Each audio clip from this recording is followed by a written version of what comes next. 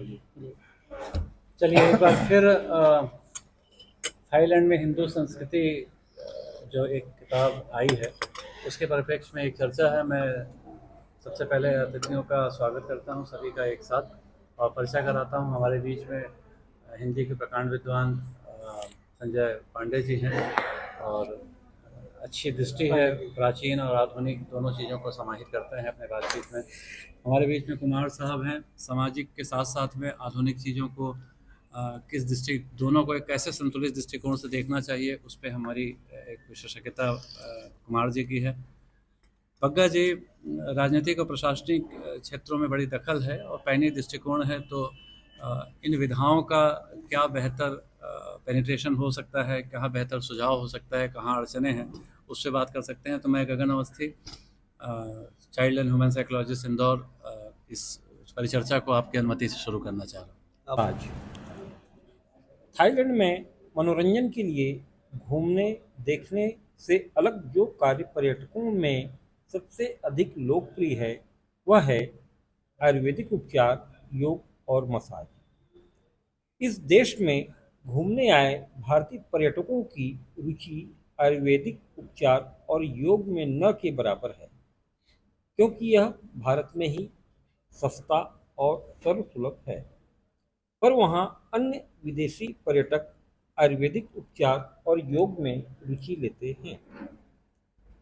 आयुर्वेदिक उपचार और योग से अलग शरीर की मालिश की विभिन्न विधाएं थाईलैंड में उपलब्ध हैं, जिसकी सेवाएं अधिकतर पर्यटक लेते हैं। इस देश के सभी प्रमुख पर्यटन केंद्र में सम्मिलित नगरों में यह अति लोकप्रिय विधा है। शरीर मालिश से उपचार की इस विधा को लोकप्रिय बनाने का श्रेय थाईलैंड के बैंकॉक नगर में स्थापित वाट फो मंदिर स्थित विश्वविद्यालय को जाता है। इस विश्वविद्यालय में थाई हर्बल मेडिसिन के साथ ही थाई मसाज की शिक्षा दी जाती है और अभी तक लगभग 2 लाख छात्र छात्राएं इसकी शिक्षा ले चुके हैं तथा 100 से अधिक देशों में सेवाएं दे रहे हैं। थाई मसाज की सेवाएं शहर के विभिन्न गलियों में बड़े बड़े भव्य सुसज्जित भवनों में उपलब्ध हैं। साथ ही होटल और रिसॉर्ट इस प्रकार की सेवाएं भारी कीमत पर उपलब्ध कराते हैं। कांच के बने पारदर्शी शोरूम के साथ ही बंद कमरों से लेकर खुले समुद्र बीच तक में इस प्रकार की सेवाएं उपलब्ध कराई जाती हैं। पर्यटक दिन भर की थकान, पैरों की मालिश तथा शरीर की मालिश करवाकर उतारते हैं। आयुर्वेद की प्राचीन पद्धति में जिस प्रकार औषधीय वनस्पतियों से मिलाकर बनाए गए तेल से उपचार किया जाता है, उसी प्रकार अलग अलग वनस्पतियों से बने सुगंधित तेल से यहाँ भी मालिश कर उपचार किया जाता है। जन सामान्य जहाँ छोटे छोटे स्थानों पर ऐसी सुविधाओं का लाभ लेते हैं, वहीं समृद्ध उच्च वर्ग 5 सितारा होटल में ऐसी सेवाएं देते हैं। इस देश में आयुर्वेदिक उपचार की 5 सितारा सेवाएं बड़ी बड़ी कंपनियां संचालित करती हैं। इन कंपनियों के भव्य और आकर्षक आधुनिक रिसॉर्ट हैं, जहां यूरोप, अमेरिका, ऑस्ट्रेलिया के साथ ही मध्य पूर्व के देश और अरब के नागरिक बहुत ही महंगे शुल्क पर उपचार कराते हैं। साधारण रूप से पैरों की मालिश सभी जन कराते हैं, क्योंकि दिन भर थकने के बाद उन्हें पैरों को आराम देने की आवश्यकता होती है। वातानुकूलित कमरों में बैठकर सुगंधित तेलों से और अलग अलग प्रकार से पैरों को मालिश करवाना सुखद होता है। मैंने देखा कि थाईलैंड के सभी बड़े नगरों में आयुर्वेदिक उपचार, योग और मसाज की सुविधाएं उपलब्ध हैं, पर योग की कक्षाएं और सेवाएं बड़े होटलों और रिसॉर्ट तथा आयुर्वेदिक उपचार आयुर्वेदिक शाला में ही मुख्य रूप से उपलब्ध है। यहाँ इन सुविधाओं को yoga retreat, yoga spa, Ayurveda body detox, healing, meditation and yoga के नाम से भी जाना जाता है। यहाँ योग सिखाने की भी कक्षाएं लगती हैं, जिसमें पश्चिमी पर्यटक बड़े मनोयोग से और भारी भरकम राशि भुगतान कर सीखते हैं। बैंकॉक, पटाया और फुकेट जैसे नगर पर यह बहुत ही लोकप्रिय है, पर सबसे अधिक और महंगे केंद्र फुकेट में उपलब्ध हैं। मैंने इस देश में आयुर्वेदिक उपचार और योगा को जानने के लिए अलग अलग केंद्रों का भ्रमण किया, पर यहाँ यह सुविधा भारत से कई गुना महंगी थी, जिसके कारण केवल जानकारी लेकर ही संतुष्ट हो गया। भारत के दक्षिण में स्थित केरल राज्य को सर्वश्रेष्ठ आयुर्वेदिक उपचार की विधा के लिए जाना जाता है और मैंने वहाँ कई बार उपचार कराया है। केरल में यह उपचार मूल्य 3000 से 5000 प्रतिदिन के शुल्क पर सर्वश्रेष्ठ सुविधाओं के साथ उपलब्ध है। थाईलैंड में इस प्राचीन विधा में केवल मालिश को ही सम्मिलित किया गया है, जबकि भारत में यह संपूर्ण उपचार पद्धति है। इसके बाद भी यहाँ प्रतिदिन मूल्य 5000 से मूल्य 2000 के उच्च शुल्क पर सेवाएं उपलब्ध हैं।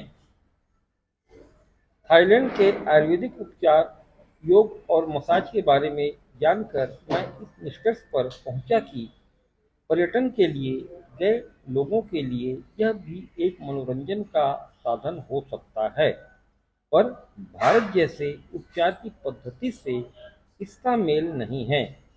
इस देश में योग, प्राणायाम कुछ सीमा तक ठीक है और मसाज तो यहाँ सहज और सर्वश्रेष्ठ रूप से उपलब्ध हैं। यह वाचन कर रहे थे श्री संजय पांडे जी।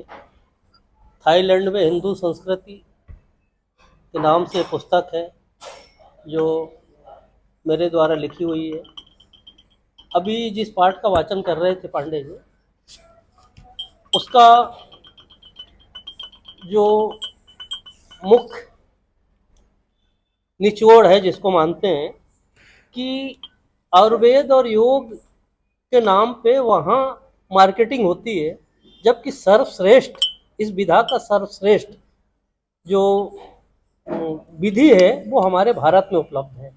हाँ, लेकिन मसाज की बात करें तो थाईलैंड में एक यूनिवर्सिटी है जो मसाज की विधाओं से उपचार करते हैं। नसों का बहुत अच्छा, उनके यहाँ नस नाड़ियों का बहुत अच्छा उपचार उस विधि से किया जाता है। तो इस पाठ में, इस जो पुस्तक है, इस शीर्षक से हम लोगों ने इसे देखा है, मैंने देखा है, थाईलैंड में आयुर्वेद, योग और मसाज, यह शीर्षक है एक कहानी का जिसका पाठन किया गया है। तो सबसे पहले मैं शुरू करता हूँ इस किताब के लेखक उमेश सोनी जी से, क्योंकि उमेश सोनी जी एक सामान्य पाठक को ये जो थाईलैंड में आयुर्वेद, योग और मसाज, ये कोई ऐसा विषय नहीं है थाईलैंड के परिप्रेक्ष्य में, भारत के परिप्रेक्ष्य में तो ये है ही नहीं, तो इस हेडिंग की आवश्यकता क्यों पड़ गई?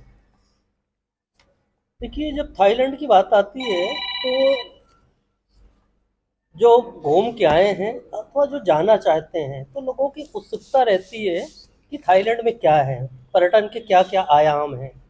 तो लोग सबसे पहले कहते हैं कि भाई वहाँ मसाज है। तो मेरे लिखने का ये हुआ कि जब लोगों को पता चले कि मसाज वहाँ केवल इस प्रकार का साधारण मसाज नहीं है जो हमें गलियों में दिखता है। वहाँ मसाज एक वहाँ विधा है और यूनिवर्सिटी में इसकी शिक्षा दी जा रही है। ये उपचार की एक विधा है, सर्वश्रेष्ठ विधा है वहाँ। तो जब लोग कहते हैं थाईलैंड में कि भाई आप थाईलैंड क्या करने गए, तो कोई अथवा कोई कहता है कि यार मसाज कराने जा रहे हो, तो उस मसाज को हे दृष्टि से निम्न कार्य मान के अथवा वो घटिया उसको शब्द अगर कहें तो बहुत उसको उस प्रकार लेते हैं। तो मैंने उस भ्रम को तोड़ने के लिए, वो एक अवधारणा बनी है, उसको तोड़ने के लिए मैंने ये लिखा कि ये जो है एक उपचार की विधा है और इस उपचार को, चूंकि भारत में हमारे उपचार की तो विभिन्न विधाएं हैं और बहुत सर्वश्रेष्ठ है, लेकिन जो पश्चिमी पर्यटक जो भारत नहीं पहुंच पाते तो वो वहाँ थाईलैंड जाते हैं और इस उपचार का अधिक से अधिक लाभ लेते हैं। इस कारण से मैंने इसको लिखा। पांडे जी, आपकी एक तटस्थ मूल्यांकन जानना चाहेंगे कि मसाज शब्द अगर भारतीय आयुर्वेद में आता है, एक तो पहली बात तो आता ही नहीं है, उसके दूसरे शब्दों का हाँ। प्रयोग किया जाता है। तो क्या आप अंतर पाते हैं कि भारत में जो आयुर्वेद को स्नेहन और विरेचन के रूप में जो प्रचलित किया जाता है, नसों के उपचार के रूप में प्रचलित किया जाता है, तो थाईलैंड के आयुर्वेद के जो मसाज पद्धति है या जो उसकी आयुर्वेद पद्धति, उसके मूल आत्मा में और थाईलैंड के और भारत के मूल आत्मा में क्या अंतर महसूस होता है? क्योंकि जब कभी भारत के आयुर्वेद की बात होती है तो गौरवशाली दृष्टिकोण से होती है, और थाईलैंड की मसाज की बात होती है या आयुर्वेद की बात होती है तो थोड़ा सा नीचे आता है, यौन से जुड़ता है। यौनिकता के साथ उसको जोड़ दिया गया है, क्योंकि असल में मसाज क्या है पहले इसको देखा जाए। मसाज या मालिश, तो मालिश जो है वो एक शारीरिक प्रक्रिया है या शरीर में होने वाली विभिन्न विकृतियों को ठीक करने का माध्यम है। इसमें खास करके मसल्स या मांसपेशियां और क्या कहते हैं, नस और थकान, इससे जुड़ी हुई चीज़ें हैं, इनको ठीक करने का माध्यम है और आदि काल से है। आयुर्वेद आयुर्वेद भी जब नहीं था तब भी मानव के इतिहास में चोट मोच से लेके विभिन्न तरीके से ठीक करने के लिए मालिश का प्रावधान रहा है या मालिश करने के नियम रहे हैं। परिष्कृत होते होते वो एक विधा के रूप में विकसित होकर हमारे यहाँ आयुर्वेद में आया। लेकिन इसका मतलब ये नहीं कि सिर्फ भारत में वो विधा रही या भारत के लोगों ने जाना, विदेशों में भी लोगों ने जाना, अपने अपने तरीके से जाना। भारत के साथ में हुआ ये कि उसने अपने ज्ञान को सुव्यवस्थित किया, लगातार उस पर उन्होंने काम किया, लगातार उस पर वो अनुसंधान, शोध और अनुसंधान करते रहे और उसको वर्गीकृत करते रहे और उसके जो असहज पहलू थे या जो खराब थे उसको लगातार निकालते रहे। तो भारत की परंपरा में बात ये है कि उन्होंने अपने ज्ञान को लगातार मांझा है, शोध किया है, अनुसंधान किया है और आज भी वो जारी है। इसलिए भारत का जो ज्ञान है या भारत में जो मालिश की पद्धति वो बहुत सम्माननीय है। अब थाईलैंड के साथ यदि हम जोड़ के बात करते हैं तो थाईलैंड का मसाज भी बहुत बढ़िया है, बहुत अच्छा है, कोई विशेष अंतर नहीं है, हमारे जितना गहरा नहीं है यहाँ, लेकिन उपयोगी है, महत्वपूर्ण है, शारीरिक रूप से लाभदायक है, सब कुछ है।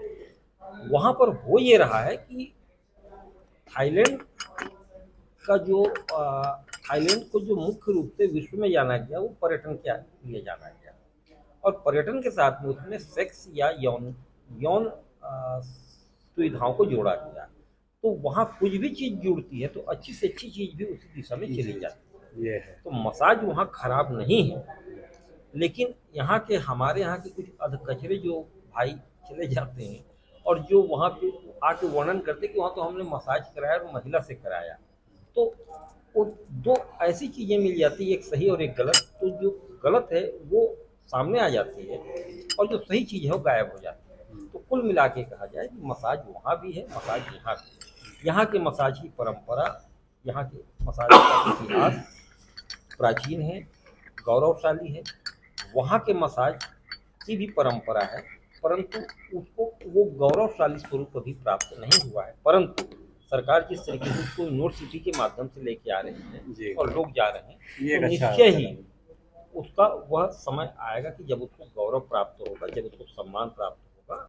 नहीं, एक बात तो है कि सोनी जी की किताब जो है वो एक जो अनछुए पहलू है, जिसको जैसे मेरी भी जानकारी में आया कि मसाज के लिए या इसके लिए एक वर्ड यूनिवर्सिटी पूरी ओपन काम कर रही है। तो इस तरीके के तथ्य अगर सामने आते हैं तो बात आगे बढ़ेगी, एक सकारात्मक दिशा में बढ़ेगा। ठीक है कुमार जी, क्योंकि आपका समाज में बड़ा इंटरेक्शन बहुत अच्छा रहा है, कि सर ने बोला कि हमारे देश में इसको बड़े गर्व के रूप में लेते हैं। क्या आपको लगता है कि इसको गर्व के तौर पे लेते हैं? गर्व की जाने वाली चीज़ों को सार्वजनिक तरीके से की जाती है। हमारे यहाँ इसमें डूबे हुए लोग ज़्यादा हैं, चर्चा करने वाले लोग कम हैं। गर्व से तो मुझे लगता है कि यूरोपीय कंट्री लेते हैं या थाईलैंड जैसे देश लेते हैं, अपने उद्योग का हिस्सा बनाते हैं, रोजगार से इसको जोड़ते हैं। क्या हमारे देश में अभी एक मन नहीं बन पाया है समाज का या सरकार का? ये असल हम लोग बात कर रहे थे कि थाईलैंड पे, हाँ, थाईलैंड में जो उसी के परिप्रेक्ष्य में। हाँ, कि वहाँ जो मसाज है, योग है, वो एक सरकार ने वहाँ थाईलैंड की जो इकोनॉमी है वो टूरिज़्म पे डिपेंड करती है पूरी। तो टूरिज्म को डेवलप करने के लिए जो जो बेहतर टूल्स हो सकते थे, जो जो उनके पास सुविधाएं थी, जो भी खासियतें थी, उन लोगों ने उसका इस्तेमाल किया, जिसमें जो आयुर्वेद हम हमारे यहाँ कहते हैं, वनस्पति को एक औषधि के रूप में इस्तेमाल करके, जैसा हम इलाज वगैरह करते हैं, हर देशों में हर जगह की वनस्पति अलग अलग है। तो थाईलैंड में भी वनस्पति है और उस वनस्पति से वो कुछ तेलों में डालकर उबाल कर उसको एक तेल बनाते हैं, जिससे मालिश करने पर इंसान को लाभ होता है, राहत मिलती है। वो उनकी विधा है। हमारे यहाँ भी है ये विधा, हमारे यहाँ केरल में है, तमिलनाडु में है, और हर जगह अलग अलग हर्ब्स जो होते हैं वनस्पति, उसका इस्तेमाल होता है। उद्देश्य एक ही होता है, शरीर को लाभ मिलना, आराम मिलना। वहाँ की टूरिज्म को डेवलप करने के चक्कर में थाईलैंड में सारी चीज़ों को उन्होंने इससे जोड़ लिया, और ये मसाज वगैरह, योग, ये सारा कुछ क्या हो गया धीरे धीरे। तब मैंने वो खराब होता होता उसका जो स्वरूप है, वो लोगों को आकर्षित करने के चक्कर में वो सारा कुछ सेक्स पे चला गया। लेकिन है तो सभी जगह एक जैसा। ठीक है, इस पे सोनी जी से प्रकाश डलवाते हैं। लेकिन हाँ, एक चीज़ सोनी जी ने अपनी किताब में लिखी कि एक अंतर तो स्पष्ट दिखाई दे रहा है कि भारत में मसाज आयुर्वेद का एक छोटा हिस्सा है, उसका भी नाम कुछ दूसरा परिवर्तित रूप में। तो संपूर्ण स्वास्थ्य को लेकर के, संपूर्ण जीवन को लेकर के हमारे यहाँ उसको किया जाता है। लेकिन शायद थाईलैंड में इसका अभाव दिखता है। वो सीधा जुड़ता है, यौन बाजार से जुड़ता है, यौन मार्केट से जुड़ता है। आप लोग सहमत हैं इस बात से? नहीं, वो ऐसा बिल्कुल नहीं कह रहे कि यौन बाजार से जुड़ता है। वो हमारी यहाँ के रहने वालों की मानसिकता है कि यौन से जुड़ा है। हाँ, वो कहा गया है। इसमें वो ये कहा बात गया सही बोल नहीं, रहे तो व्यवहार रूप में भी तो दिखता नहीं ही है, है नहीं, कि नहीं, वो ये देखिए, ये सही बोल रहे हैं। हाँ, उस पे देखिए, हमने जो देखा है ना, मैं आपको क्या बताया कि वहाँ जो है मसाज जो है दो प्रकार है। एक जो गलियों में दिखता है सामान्य रूप से, जी जी तो दिन भर के थके हुए लोग गए और मसाज करा लिए, जी जी है ना, हाथ पैर की। तो वो सुगंधित तेलों से, है ना, इस प्रकार का जो है, जैसे तो वो एक उपचार की विधि है, तो एरोमेटिक ऑयल से, जी। जो कहते हैं सुगंधित तेलों से, हमारे यहाँ भी है। और अभ्यंग वगैरह जो जी। है ना, हमारे यहाँ भी अभ्यंग जो मालिश नहीं, जो है तो ना, अगर कोई अभ्यंग से। व्यक्ति यौन इच्छा नहीं रखता है और वो सिर्फ मालिश कराना चाहता है, तो क्या ये हाँ, उपलब्ध है? ये उपलब्ध है। अवस्थी जी, ये डिफरेंस देखिए, देखिए, ये डिफरेंस ऑफ ओपिनियन की कहानी क्या है बताता हूँ आपको। नहीं, पहले ये इनका जो प्रश्न आया जी जी है ना, जी। इस पे आप सुनिए कि यौन का पार्ट तो अलग है, बिल्कुल अलग है, बिल्कुल बिल्कुल अलग है, और ये अलग है बिल्कुल। आप क्या इसको ऐसा मान के चलिए कि अगर थाईलैंड में अगर कोई मसाज वर्ड की बात होती है तो मानसिकता चेंज हो जाती है, और जो टूरिस्ट थाईलैंड को नहीं जिया हुआ हो वो ऐसी बात करता है। अगर वही इंडिया में अगर उसको मेडिकल साइंस से जोड़ा जाए, आयुर्वेद के साइंस से जोड़ा जाए, तो ये बात आती है कि massage one of the best for health. तो ये ही बस डिफरेंस ऑफ ओपिनियन है, इससे ज़्यादा मेरे को नहीं लगता कि कुछ है वो। और इस किताब में बड़ी खूबसूरती से सोनी जी ने टाइटल में दो वर्ड यूज़ किए, पहला आयुर्वेद, दूसरा योग। तो ये आपको मालूम होना चाहिए कि दोनों वर्ड कहाँ से, राइट, ये ओरिजिन कहाँ का है। तो आपको इंडियननेस की और हमारे यहाँ की जो 5000 साल पुरानी पद्धति है आयुर्वेद और इवन योग भी, तो पूरी दुनिया में अगर आप एक चीज़, एक और बड़े आश्चर्य की बात है, थाईलैंड में सारे टूरिस्ट आते हैं, मतलब वर्ल्ड से टूरिस्ट आते हैं, लेकिन जब वहाँ पर हेल्थ बेनिफिट्स की बात होती है, मसाज की बात होती है, योग की बात होती है, तो उसमें मामला कहाँ स्टिक हो जाता है, मॉडर्न मेडिकल साइंस की कोई बात ही नहीं करता, जबकि वो कितनी एडवांस कंट्री है। मेरे को लगता है कि इस समय 7 करोड़ की पॉपुलेशन होना चाहिए थाईलैंड की। आप यह सोचिए कि हमारे यहाँ की पद्धति, जैसे सोनी जी ने ये टाइटल लिखा, तो मेरे को ऐसा लगता है कि सोनी जी कहीं ना कहीं वहाँ पर जाके महसूस किए होंगे कि हमारे यहाँ का बहुत कुछ अंश आयुर्वेद का थाईलैंड में है। एक महत्वपूर्ण प्रश्न है, क्योंकि हम तो चूंकि उतने क्लोज दृष्टिकोण से देखे नहीं हैं। आप शायद कुछ पॉइंट आउट कर सकते हैं चार्ट जैसा बना करके कि भारतीय आयुर्वेद और थाईलैंड के आयुर्वेद में मूलतः क्या समानता और क्या असमानता आपने देखा? देखिए, जैसा मैंने लिखा है और कि क्या प्रभाव देखा? हाँ, जैसा मैंने लिखा है कि जो वहाँ यूरोपियन और अरब, ऑस्ट्रेलिया, मतलब पश्चिमी देश के जो विद्वान, वो सॉरी पर्यटक आते हैं, उनकी रुचियां जो भारत को जिन्होंने नहीं देखा है, भारत को जिन्होंने नहीं समझा है, वो उनके लिए योग जो है और आयुर्वेद उनके लिए वो सर्वश्रेष्ठ माना जाता है उसके लिए। अरे यार ये योगा है, लेकिन वो सारे मतलब छोटे छोटे स्थान पे वो उपलब्ध नहीं है। वो कहाँ उपलब्ध है? बड़े बड़े रिसोर्ट्स पे, बड़े बड़े होटल पे, 5 सितार होटल पे, उसका बहुत मूल्य लेते हैं। और हमारा जो सर्वश्रेष्ठ योग और वो है आयुर्वेद है, उसका बहुत कम मूल्य है। हाँ, लेकिन मसाज, वास्तव में मसाज की वहाँ सर्वश्रेष्ठ विधा है, जो नीचे गलियों से लेके, स्पेशलाइज। हाँ स्पेशलाइज, गलियों से लेके, है ना, और 5 स्टार होटल तक जो है वो उपलब्ध कराते हैं। और वो जो मसाज है, मसाज सिखाने के लिए यूनिवर्सिटी है, वाट फो नामक एक मठ है, बौद्ध मठ है ना, वो यूनिवर्सिटी का उनको वो मिला हुआ, जैसे डीम्ड यूनिवर्सिटी होती है वैसी, तो वहाँ इसके क्लासेस चलते हैं।